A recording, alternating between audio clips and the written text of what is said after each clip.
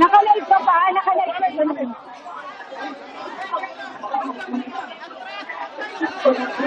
Hello? Mula po sa ikalawang palapag ng Senate Building, Marisol Abduraman, ito ho ay live feed. Nangyayari po ngayon mismo sa ikalawang palapag ng Senate Building. Yang kaguluhan na yan, Marisol, please. Ano ang nangyayari? Ikaw na ang magbigay ng detalye. Emil. Yes, please, go ahead. Emil, yes, can you hear me? Nagtakbo kami na bigla. Nagkaroon ng sunod-sunod na pagkakos.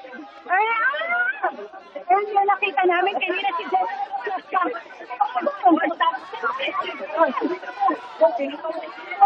Dalaga, ouch! Emil, ano ito?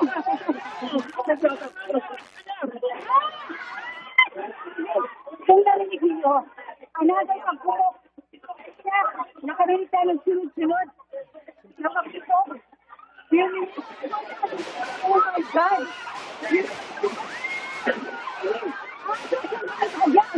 Kasi, sunod-sunod na pagputukan dito, Emil. May mga nakapulbato dyan na Marine, Sunod po, naputok. PNP, at saka ang mga armado na saka nakabulis ko ng Senate Security. Pinatras tayo ngayon kasi Marisol, kung ako'y naririnig mo, kayo at ang cameraman mo ay pumwesto muna sa isang ligtas na lugar. Tatawagin ko lang si Ian Cruz na narito rin, ha? Nariyan din sa area na yan. Ian, naririnig mo ba ako? Ano ang pwede mong maibigay na detalye sa nangyayari ngayon sa ikalawang palapag ng Senate Building? Yes, Emil, sa mga sandaling ito ay talagang naririnig namin ang mga putukan dito.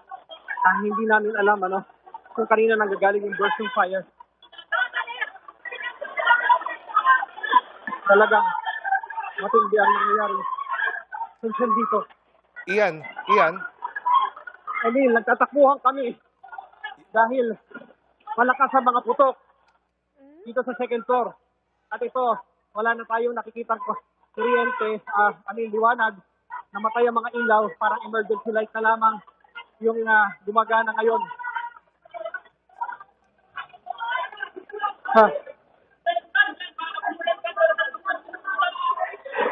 Yan, Emil. Ang lalakas ng mga putok.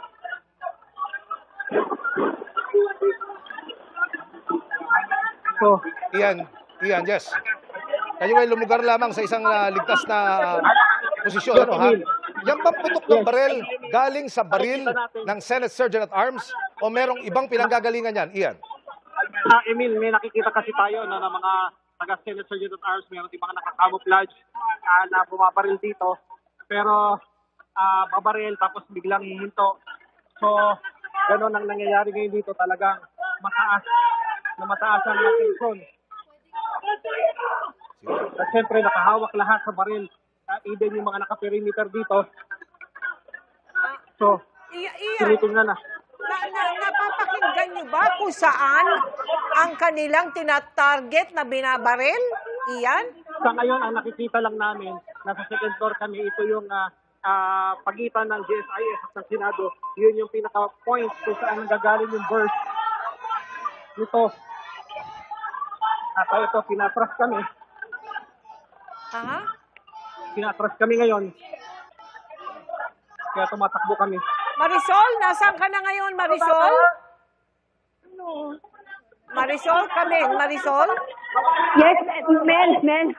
Nagtatakbuhan pa rin kami kasi pinatras tayo lalo dahil ang mga Marines kanina na sunod-sunod na nagpaputok. Ayaw matras na rin at napalapit sila lalo dito sa atong location. Pinagtutulak tayo ng mga authorities at talagang pinapababa na tayo. Dahil nga napakadelikado na ng sitwasyon. Earlier, Mel, kung narinig ninyo kanina, sunod-sunod na putok ang ating narinig. Medyo lang ang pinapaatras kanina, no? Pero ngayon, andito na rin, kasama na rin natin yung mga naka-full battle gear ng mga Marines at ang mga Senate Sergeant Arms na naka-full battle gear din. Pinatay na ang ilaw sa Senate Building. Mel, napakadilim na ngayon dito. At Marisol, please. Sino ang kaputukan Yes. nitong Marines? Sino kabarilan nito mga ito? Emil, hindi malinaw sa atin kasi walang nagbibigay sa atin ng kumpirmasyon kung sino ang kanilang kabarilan. Pero earlier, kinumpirmahan ng Office Sergeant at Arms na nandito na sa area ang NBI. Nagkaroon din tayo ng impormasyon na ginagrinder na rin dahil pilit nga nilang pinapasok etong Senate building. Kanina nakita natin si General Aplasca Emil kasama yung mga naka-full battle gear na Marines at ito nga mga Senate security at ilang police. Tapos few minutes lang after that, nakarinig na tayo ng putukan.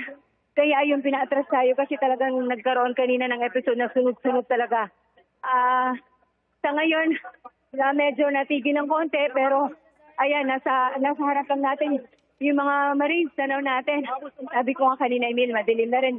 I believe parang pinatay na rin nila yung ilaw dito sa Senate building. Alam mo, Emil, kanina pa tayo actually pinapalabas. Dahil yun nga nag-lockdown sila pero wala na rin tayong choice kasi hindi na rin naman makalabas dahil yun na nga, itinara nila. Pero At, Marisol, nakita namin na binuksan nila yung isang steel barrier dyan, no? So I guess paghahanda ito para makapag-evacuate sila ng mga tao dyan. Yes, we believe so. Wala nga lang tayong ganung confirmation pero yes, kasama yan sa kanilang ginawa para just in case magkaroon ng emergency evacuation ay may lalabasan pa ito mga taga-Senado, Mel. Magpasalamat muna kami sa iyo, ha? Pupuntahan lang namin si Mark Salazar. Mark? Mark, kamusta ka sa kinaroroonan mo? Yes. Mel, kukumpirmahin ko na binuksan nila yung roll down na accordion dito, no? Para makapag-evacuate ng tao at hindi lock dahil kagaya kanina naka-lockdown. Kasi kanina, sumama kami dun sa puwersa ng USAA na pupunta dun sa second floor, doon sa parte ng second floor na may access to GSIS, kung saan yung, di ba yung sinabi ni Ian Cruz na may movement sa GSIS site, pumunta doon yung puwersa. Kasama mismo si General Aplasca, gear up siya at may hawak din siyang high-powered firearm. At nung papunta na kami, papalapit kami, ayun na, biglang nagkaputukan na. So, ito ay, we are assuming na, of course, hindi friendly force, yung nakasakupan nila. Ang kasama kasi ng OSAA dito, Office of the Sergeant at Arms, ay yung kanilang augmentation unit na nanggagaling sa PNP. Makikita naman yan sa kanilang badge sa kanilang arms at nandito din may mga taga-Coast Guard. Lahat yan ay kasama augmentation force sa panig ng OSAA. And then of course yung sinasabi na may elements na gustong pumasok dito, nagkaputukan na hanggang sa ilang putukan, walang katapusan, pinapatay ang mga ilaw, ay yung mga media were forced to step back, hindi tumakbo kami paatras dahil palapit yung palitan ng putok at until binuksan nga nila yung accordion sa baba to let us out. Ngayon, hindi natin alam kung anong nangyayari kasi nung nagkakaputukan, may mga security from OSAA na nagsasabing walang papasok ng kwarto kasi baka ikimatrap. Of course, sa second floor, marami ritong committee rooms, yung kung saan gumagawa ng committee hearings. Walang papasok doon. It's going to be unwise and unsafe kung papasok sa kwarto. Kaya kami lahat tinutulak pa atras sa hallway hanggang makababa kami ng main staircase, papunta sa ground floor. So ngayon, ang mga media na kaninang nakaabang sa taas ay lahat nandito ngayon sa baba. Hindi namin naririnig kung ano nangyayari sa taas. Habang kami ay nag-evacuate, madilim, pinatay ang mga ilaw.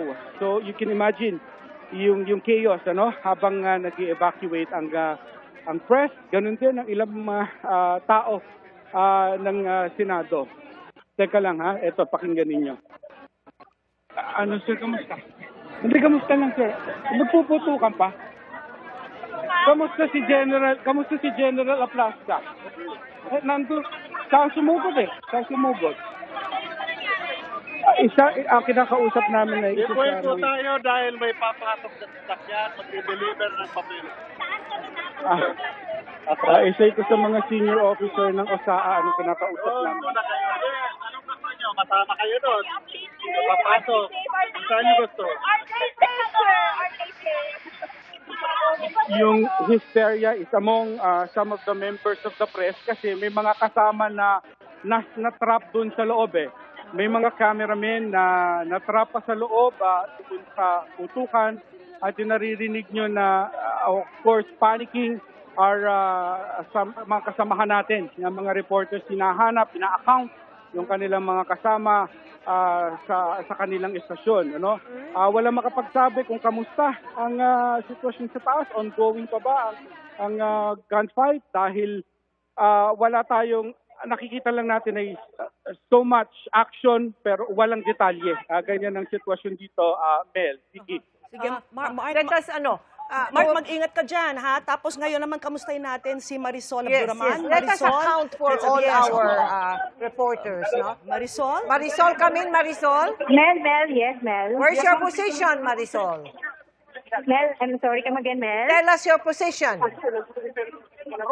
Mel, patuloy tayong tinutulak nitong mga pulis na mataas kasi lubang napakadelikado na raw. Baka pati raw tayo ay tamaan. We're just 3 meters away. Sabi ko nga, ow!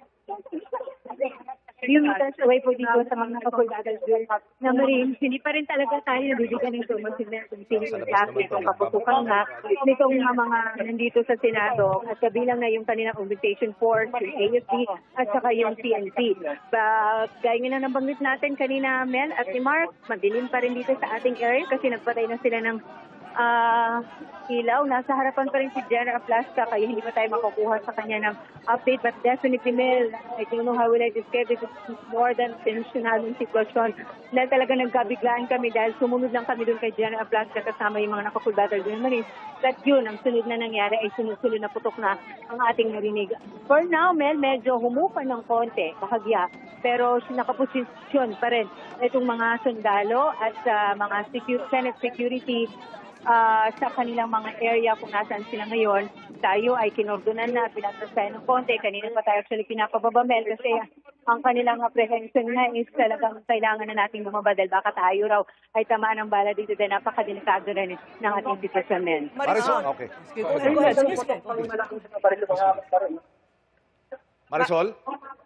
Marisol, inaalam, Yes, Emil, go ahead. inaalam namin dito sa control kung nasaan ang posisyon mo.